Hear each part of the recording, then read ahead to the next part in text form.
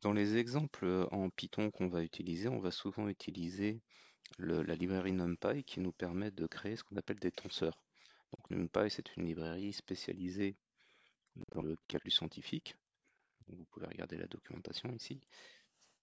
Et du coup, en fait, l'intérêt de cette librairie, entre autres, c'est qu'elle permet de manipuler des tableaux de plusieurs dimensions qu'on appelle des tenseurs. Donc en fait, un tenseur, c'est quoi? C'est un tableau multidimensionnel. Si par exemple on a un tableau de dimension 0, eh bien on va appeler ça un tenseur de dimension 0, on va appeler ça un scalaire. Un tenseur de dimension 1, c'est un tableau à une seule dimension, c'est un vecteur. Un tenseur de dimension 2, c'est un tableau à deux dimensions, ça sera une matrice. Et puis un tenseur de dimension 3, eh bien ça sera en fait un tableau à trois dimensions. Et on peut augmenter comme ça le nombre de dimensions. Donc par exemple, si je veux déclarer un scalaire avec une valeur 10 à l'aide de NumPy, eh bien j'entre cette fonction-là. Et du coup, je mets la valeur de mon scalaire ici. Si je veux déclarer ce type de vecteur, eh bien je peux rentrer cette opération-là en Python. Si je veux déclarer ce type de matrice, je peux rentrer cette opération-là. Et là, on voit que les parenthèses droites ici, les crochets, ici j'ai un crochet. Ça veut dire que ce tenseur-là, en fait, il est de dimension 1. Donc c'est bien un vecteur. Ici, j'ai deux crochets. Donc ça veut dire que le tenseur que j'ai rentré, il est de dimension 2. Et puis, d'une manière générale, si je veux par exemple rentrer ce genre de tenseur, donc un tableau à dimension 3, eh bien je vais rentrer ça. Sachant que ici, je vais avoir trois crochets, parce que c'est un tenseur de dimension 3. Et j'ai trois parties dans ce tenseur-là. J'ai cette partie-là, qui correspond à cette matrice-là. Ensuite, j'ai cette partie-là ici, qui correspond à la matrice du milieu, et cette partie-là, qui correspond à la matrice, à la dernière matrice. Et du coup, ce tenseur à trois dimensions, c'est un empilement en fait de trois matrices. Alors, lorsqu'on manipule les tenseurs, voilà, on s'intéresse au terme, comme j'ai dit, de dimension. Donc, la dimension, c'est quoi? Eh bien, en fait, c'est le nombre d'indices qu'il faut pour accéder à un élément du tenseur. Par exemple, si je veux accéder au 7 ici dans le vecteur, eh bien, il faut que je donne seulement un indice. Donc, c'est pour ça qu'un vecteur, c'est un tenseur de dimension 1. Si je veux accéder aux 2 de ma matrice, il faut que je donne la ligne et la colonne, donc deux indices.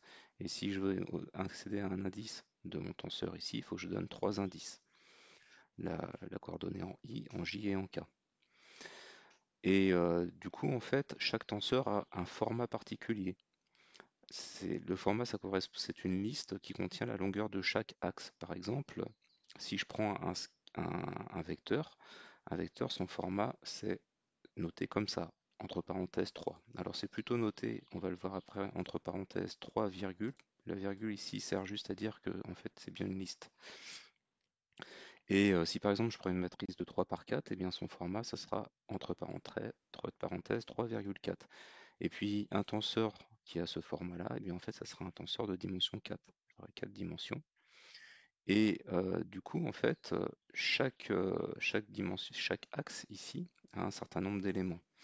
Et du coup, le nombre total d'éléments qu'on va avoir pour définir notre tenseur, eh bien, ça va être la multiplication de la dimension de chaque axe. Par exemple, si j'ai un vecteur qui possède trois éléments, eh bien, en fait, il va falloir que je réserve en mémoire trois éléments. Si j'ai une matrice 3 par 4, eh bien, le nombre d'éléments, ça va être 3 fois 4. Si j'ai un tenseur de 3 par 5 par 7 par 11, eh bien, son nombre d'éléments, ça sera 3 fois 5 fois 7 fois 11. Alors, sous NumPy, comment on fait pour déclarer des tenseurs? Eh bien, on commence par importer la librairie NumPy. Et ici, cet exemple-là va me déclarer un scalaire. Donc là, en fait, je déclare un scalaire k, petit k, qui a la valeur 10. Et si j'imprime la valeur de k, eh bien, il me sort 10. Et si j'imprime le format, donc pour avoir le format du tenseur, on appelle le tenseur, on met un point et on met shep derrière, eh bien, il me sort ça. Ça veut dire que ça, en fait, c'est une dimension 0. Si maintenant je déclare un vecteur, eh bien, là, si j'affiche la dimension du vecteur, il me met 3, virgule. Ça, c'est la dimension, c'est le format, pardon, de mon vecteur. Et la valeur, c'est ça. Si je déclare une matrice de 2 fois 3, eh bien, le format, c'est 2,3 et la valeur de mon tenseur, c'est ça. Et si je déclare un tenseur d'ordre 3, par exemple celui-ci, eh bien là, j'ai bien mes trois matrices qui sont intégrées dans mon tenseur, donc j'ai bien un tenseur de dimension 3. Et ça, c'est le nombre d'éléments que j'ai dans chaque dimension, dans chaque axe, pardon. Et puis, on peut éventuellement avoir besoin de déclarer des tenseurs nuls. Donc, pour déclarer un tenseur nul, par exemple, de format 3 de 2, eh bien, on utilise le- la méthode 0 de NumPy. Et il existe aussi la méthode once qui permet de déclarer des.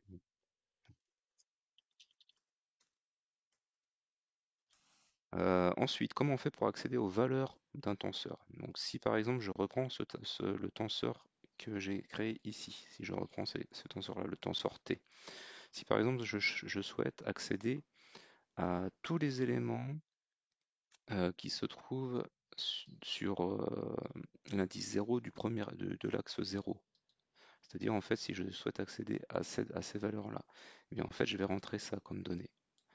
Ça me dit que je vais afficher tous les éléments qui se trouvent sur l'indice 0 de l'axe 0. Si par exemple je souhaitais accéder à celle-ci, eh bien au lieu de mettre un 0 ici, j'aurais mis un 1. Si je mets un 1 ici, je vais accéder à l'indice 1 de l'axe 0. Si je veux accéder à une série d'indices, par exemple si je veux venir sélectionner ces deux premières valeurs, ces deux premières matrices, eh bien en fait je mets ici que je souhaite prendre les indices allant de 0 à 2 exclus euh, de l'axe 0. Donc en fait, ça va me prendre les indices 0 et 1. Et le résultat, ça me donne ça.